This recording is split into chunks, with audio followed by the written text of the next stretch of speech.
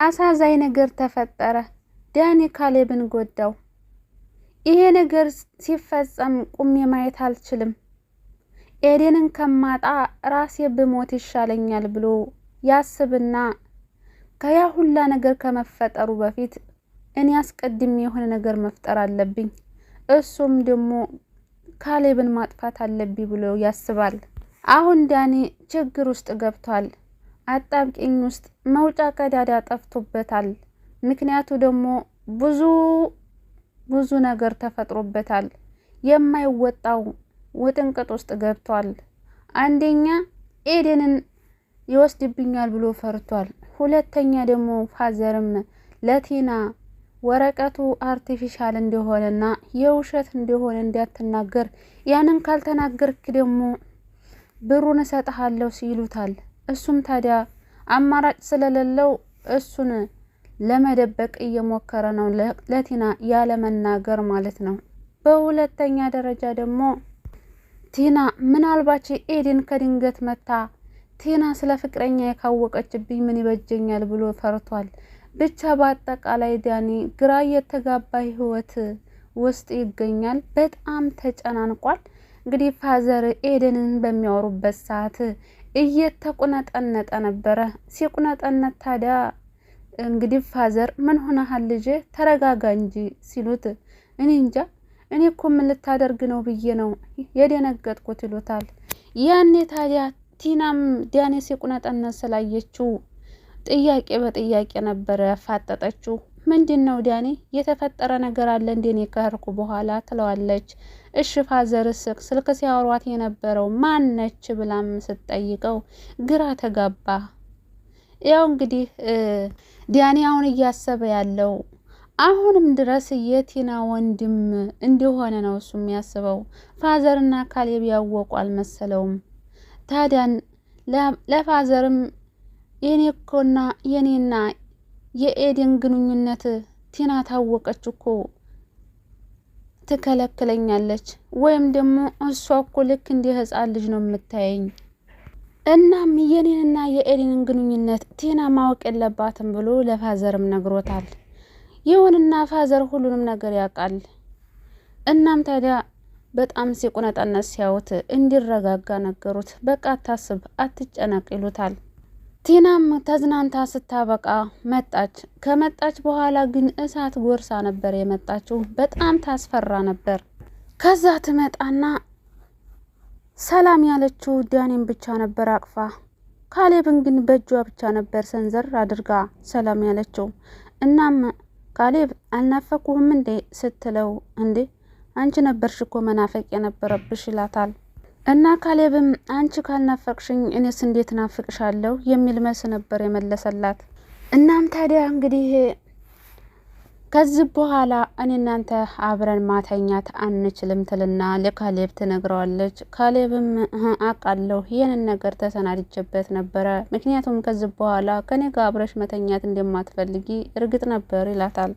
እናም እኔ አልጋ ላይ ተኛለሁ፣ አንተ ሶፋ ላይ መተኛት ትችላለህ ነበር ያለችው።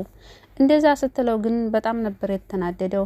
ለምን ሲባል ነው እኔ ሶፋ ላይ የምተኛ አንቺ አልጋ ላይ የምተኘው? እንዲያውም እኮ አባዬ ይህን ነገር ስለሚያውቅ ነው ትንሽ ቤት የሰጠን ብሎ ነበረ ያዋረዳት። ቲና በመጨረሻም እንግዲህ የፍች ጥያቄ ጠየቀቻቸው። የፍች ጥያቄ ስትጠይቅ ግን እዚህ ውስጥ ጭንቀት የሆነበት ዳኒ ነበር። ምክንያቱም ዳኒ የተጨነቀበት ዋነኛ ምክንያት ቲናና ካሌብ ሲፋቱ ኤደንን ነው የሚያገባው ብሎ ጭንቀት ውስጥ ገብቷል። እናም ለምንድን ነው የፍች እንትን የምትጠይቂው? ኧረ እባክሽ ተረጋጊ። ምንድን ነው ገንዘብ እኮ ሰውን ይቀይራል ሲባል እሰማለሁ፣ ነገር ግን ያንቺ ደግሞ ለየት ይላል ይላታል። እና ቲና ምን ሆነ ነው የኔ ፍቅር ተረጋጋ፣ ምን ሆነ ነው እንደዚህ የጨነቀህ? አሁን እኮ ቤቱ የኔ እኮ ነው እንዴ፣ አሁን የፈለግነውን ይዘን እንሄዳለን፣ ያልፈለገውን ደግሞ ጥለን እንሄዳለን ትለዋለች። እሱ ግን ዳኒ ግን ጭንቀት ውስጥ ነው። ምክንያቱም ቤቱ የእሷ ስለማይሆንና እንዳልሆነ ስለሚያውቅ ግራ ተጋብቷል። አይነግራት ነገር ፋዘር ቃል አስገብቶታል። ካልነገርኳት ብሩን እሰጥሃለሁ ስላለው እሱን እያስታወሰ ለመናገር ቢፈልግም ነገር ግን መናገር አልቻለም። ይሁንና ዳኒ አሁንም የተሳሳተው ነገር ብር እንደማያገኝ ማወቅ አለበት። እንዴት የሰው ልጅ 4 ሚሊዮን ብር ዝም ብሎ ይገኛል ብሎ እንዴት ያስባል? ዳኒ ታዲያ እባክህ አባዬ ቲናን ይቅር በላት እስኪ እንዲያው ያው አይደለ እንደ እህት እኮ ታሳስበኛለች ይላል። አንተም ብሎ እህት እንግዲህ ቲና መብላቷን ሳታቅ እጇን ታጠበች የሚባል አባባል አለ። ቤቱ የእሷ መስሏት ገና ለገና አናታቸው ላይ ካልጨፈርኩ ብላ እንግዲህ እያስቸገረች ትገኛለች። እንግዲህ ቤቱ የእሷ እንዳልሆነ ስታቅ ምን አይነት እርምጃ የምትወስድ ይመስላችኋል? ዳኒ ባለፈው ክፍል እንግዲህ ሊሰርቅ ሲል ነበረ ያለቀው እና ፋዘርም ተከትሎት መጥቶ ምንድነው ቁልፉ እኮ ከኔ ጋ ነው፣ ምን ለመውሰድ ፈልገህ ነው?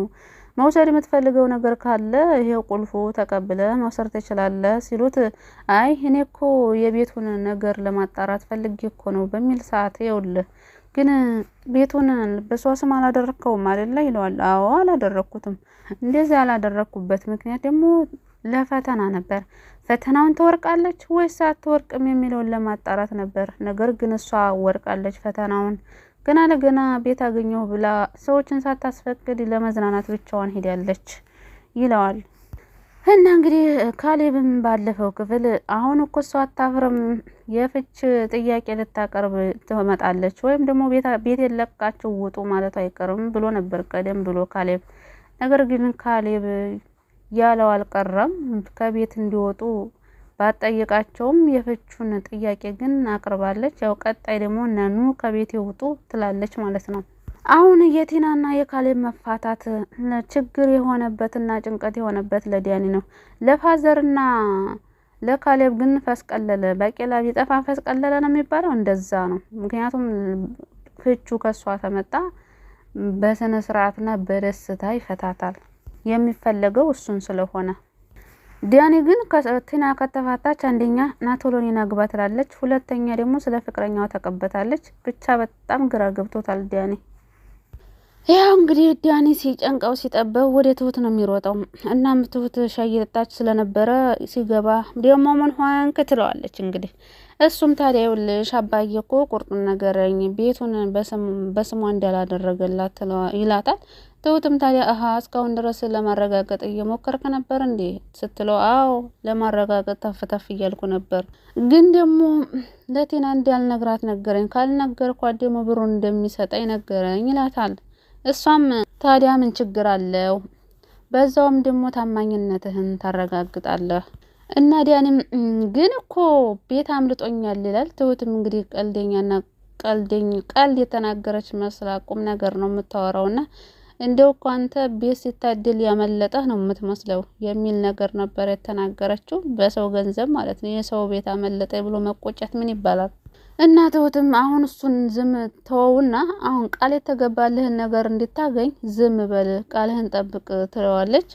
እና ዳኒም በቃ ይች ልጅ ቀለለች ማለት ነው በሚለት ሰዓት እንግዲህ ትሁትም እሷ መቼ ከብዳ ታውቃለችና ነው የምትቀለው።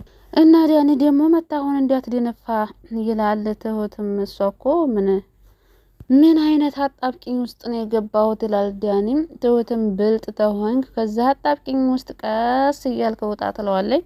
እና ዳኒ እሺ በቃ ወጣለሁ ብሎ አመሰግናለሁ ብሎ ጥላት ይወጣል። በምን ይወጣል? በምን ከዛ አጣብቂኝ ውስጥ እንዴት ነው የሚወጣው? በጣም ገና ጥብቅብቅ ያለ ነገር ይገጥመዋል ዳኒ። ምክንያቱም ቲናና ኤደን ሲገናኙ ወጥመድ ውስጥ ነው የሚገባው።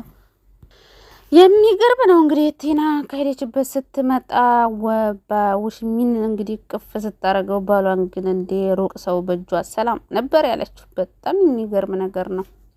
አቤት አንዳንድ ሰዎች ማለት ነው በቃ እንደው ትንሽ ነገር ሲያገኙ፣ በእርግጥ ቲና አግኝታ ሳይሆን አንዳንድ ሰዎች ትንሽ ነገር ሲያገኙ በቃ ዓለምን የጨበጡ ነው የሚመስላቸው። ልክ እንደ ቲና ማለት ነው። ቲና አሁን ዓለምን የጨበጠች ነው የመሰላት። እና ቲና እንግዲህ አልናፈቁም ትትል ነበር ዳኒ ማለት ነው። እዛው ቤቷ እንግዲህ ባሏ እንዳለ እንደ ማቷ ባለበት እንግዲህ የሆነ ነገር ለማድረግ ፈልጋ ነበረ። ዳኒ ግን ለራሱ ያለበት ጭንቀት ይበቃዋል እንኳን እሷ ልንትልል ማለት ነውና አንቺማ የሆነ ነገር አጭሰሽ ነው የመጣሽው ነበር ያላት አለማፈሯ። እና እንግዲህ ለአሁን የኔ ፍቅር አሁንም በቃ የምፈራበት ሰዓት ላይ አይደለም ያለሁት። የምንፈልገውን ይዘን የማንፈልገውን ጥለን የምንሄድበት ሰዓት ነው ያለነው አላለችም እንዴ? አይ ቲና ቤቱ የውሸት መሆኑን ስታውቅ ምን ይውጣት ይሆን? እንግዲህ ሶፋ ላይ አድራ ነበርና ፋዘርም ሲመጣ አዝን ነው እንዲያደርሹ ይላታል። አዎ ስትለው ለምንድን ነው እዚህ ያደርሹ በሚላት ሰዓት ልጅ አስጠልቶኝ ነበር ያለችው። ፋዘርም ታዲያ ለምንድን ነው ምን አስቀይሞች ነው እንዴ ይላታል። እና እንግዲህ ፋዘር ፊት አይኗን በጨዋጥ ምን አባቱ ቆርጦት ነው እኔን የሚያስቀይመኝ እኔ ነኝ አልፈልግም ብዬ ብቻዬን ያደርኩት ትላለች። እንግዲህ አባቱን እዛው እየተሳደበች ማለት ነው። ምን አባቱ ስትል እንግዲህ ፋዘርን በስድብ አጥረገረገችው። ወይ መቼም እየሰራላት ነው እንጂ መቼም ቲናን እየተበቀላት ነው እንጂ ወይኔ እሷ ስለተሳደበችው እኔን ሰቀጠጠኝ። እና ፋዘር ምን ነው ትዳር አይደለም እንዲያዛችሁ በሚላት ሰዓት ተው እባክህ ልትመክረኝ እንዳይሆን እኔ ምክር አልፈልግም አባትሽ እኮ ነው በሚላት ሰዓት ግን አባት አልፈልግም ነበር ያለችው። እና ፋዘር እንዴት ነው ታዲያ መቀጠሉት በዚህ ሁኔታ በሚላት ሰዓት እንግዲህ እንዴት እንደሚቀጠል ራሳችሁ ሁለታችሁ ተነጋገሩ ትለዋለች። ፋዘርም አልገባኝም በሚላት ሰዓት እንግዲህ እሱ ቆይቶ ይገባል ነበር ያለችው።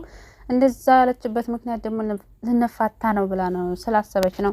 እና ትሁትንም እንግዲህ ከዚህ በኋላ እመቤት ቲና ብለሽ እንድትጠሪኝ ይፈልጋለሁ ነበር ያለችው ማለት ነው። እንግዲህ አቤት እመቤትነት አንቺንማ ገና የሸቃላ መሆንሽ የማይቀርም ማለት ነው። እንግዲህ ወደ ትሁት እመቤት ቲና ደግሞ ያው ሰራተኛ መሆኑ አይቀርም። ያው እንግዲህ በጊዜ ብዛት ማለት ነው እመቤት። እና ፋዘር እንግዲህ እንደዛ ስትል ስለገረመው እኔ የምልሽ ቲና ወርቀሽ ታውቂያለሽ ወይ ሲላት እንደ ህፃን ልጅ ነኝ እንደምወርቀው ትለዋለች። አባባም ታዲያ ይኸውልሽ ህፃን ልጅ ቢወርቅ እኮ ይነሳል አንቺ እዚህ ሶፋ ላይ ብትወርቂ ምን ትሆኛለሽ ይላታል። እሷም ታዲያ ቅርብ እኮ ነው ምን ሆናለሽ ስትለው ከዚህ ፎቅስ ብትወርቂስ እና ከፎቅማ ወድቆ ሰው ይተርፋል እንደ ስትለው ይኸውልሽ አንዳንዴ እኛ ሰው ስንባል ወርቀንም አውቀንም ሳይሆን ሳናቅ በቃ ለመውደቅ እንጣጣራለን ይላታል። ቲና አልገባትም እንደዚህ ሊልበት የቻለበትን ምክንያት አልገባትም። ያው እንግዲህ ገንዘብ አውሯት ስለነበረ እና ማጣፊያው እንዲያጥረን መጠንቀቅ አለብን ይላታል። እንግዲህ ቲና ተገባት አወዳደቅሽን አሳምሪ ረጋ በይ ሰከን በይ በኋላ መውደቂያሽ እንዳታጭ እያላት ነበር። እንግዲህ ቢገባት አሽሙር አታውቅም መሰለኝ ልንገራት እንዴ አይቲና እና ቲናም አልገባኝም ነው ያለችው። እንግዲህ ፋዘርም ባለ ይገባሽም ቀስ እያለ ይገባሻል ብሏታል። ቀስ እያለ ይገባሻል ቲናዬ። በመጨረሻም እንግዲህ ትሁት ፋዘር የሆነ ነገር ላማክረ ነበር በምትለው ሰዓት እሱም እሺ ምንድነው ልጅ በሚላት ሰዓት ይኸውልህ እኔ ካሌብን እየጠላሁት ነው ከሱ ጋር መኖር አልፈልግም እና ፋዘርም ትዳር አይደለም ወይ ያዛችሁት በሚላት ሰዓት አይ የኔ ፍቅር አልቋል ትለዋለች። ፋዘርም እሺ እንደዛ ከሆነማ ውሳኔሽን መወሰን አለባችሁ እኔም ለሱ ጥሩ ልጅ ድረዋለሁ ሲላት ግን ደነገጠች። ምን አስባ ነው የደነገጠችው? እና ቲና ምን ነበር ያለችው? እንግዲህ ፋዘርም አንዲት ጥሩ ልጅ አለች እና ካሌብ ያንቺ መሆን ካልቻለ እሷ ደግሞ እንድታመልጠው አልፈልግም ይላታል። እና ቲና ከልብ ነው የምታወራው ስትለው ምን ነው ምን አናደደሽ ይላታል። አይ ተናድጄ ሳይሆን ገርሞኝ እኮ ነው። እና ፋዘር ምን ይገርማል ሲላት አንዴው ተጠባባቂ ሚስት እንደው ለልጅህ ማዘጋጀት ገርሞኝ ነው ትላለች። እሷስ መጠባበቂያ ይዛ የለም እንዴ ዲያኔን ያው አይሆናትም እንጂ። እና ፋዘር ማራዲያ ናቸውና ጊዜው እኮ አይታመን መጠባበቂያ ያስፈልጋል አይመስልሽም የኔ ልጅ ብለው ፈገግ ይላሉ። እና ታዲያ ቲናም ይሄ ከትልቅ ሰው አይጠበቅም ትላለች። ፋዘርም ረጅም እድሜ ስኖር የተማርኩት ነገር ቢኖር አንድም ታማኝ አለመኖሩን ነው እናም የኛ ሆኖ የሚቀጥል ንብረት አለመኖሩን ነው ይሏታል። እና ታዲያ ይሄንን አስቤ ለልጅ ተጠባባቂ ሚስት ማዘጋጀት የጥፋት ነው ትያለሽ? እና ቲናም ልክ ነኝ ብለህ ታስባለህ ወይ በምትለው ሰዓት አይ ልክ አለመሆኔ የሚረጋገጠው ከአንቺ ጋር አለመኖሩ ነው ይሏታል። አሁን ግን እየዳርኩት ስለሆነ ልክ ነኝ ማለት ነው በሚለው ሰዓት እንግዲህ ከልብ ነው አባዬ ትለዋለች። በእርግጥም አላዘጋጀሁትም ብሎ ደግሞ መለስ ይላል። እና አንቺ ከህርሽ ታዲያ ምን ይደረጋል ይሏታል። አሁን በዚህ ሁኔታ እንግዲህ ዲያኔ በጣም አስቧል ማለት ነው። እንግዲህ ፍች ጠየቀች ብሎ ፋዘር ለዲያኔ በሚያዋራው ሰዓት እንግዲህ ያለ ዲያኔም ታዲያ እኔ ያዘጋጀውለት ጥሩ ልጅ አለች ድረዋለሁኝ ሲሉት እንግዲህ ዲያኔ በጣም ነው የደነገጠው። ምክንያቱም ደግሞ አእምሮ ላይ የመጣቸው የገዛ ፍቅረኛው ኤሊ እናትና እባክህ አባዬ እሱን ከማድረግ በፊት እኔስ ልጅህ አይደለሁም ወይ መጀመሪያ ቅድሚያ እኔን ዳረኝ እባክህ ሲል ነበር። ምክንያቱም ፈርቷል። ዲያኔ በጣም ነው የፈራው ማለት ነው። ወይኔ ዲያኔ ከሁለት የወጣ ጎመን። ለማንኛውም እውነቱ ሲታወቅ ኤዴንንም አያገባም ቲናንም አያገባም። ለዚህ ቻናል አዲስ ከሆናችሁ ሰብስክራይብ፣ ላይክ፣ ሼር እያደረጋችሁ አበረታቱን። ዛሬ በዛ አድርጌያለሁ ማለት ነው።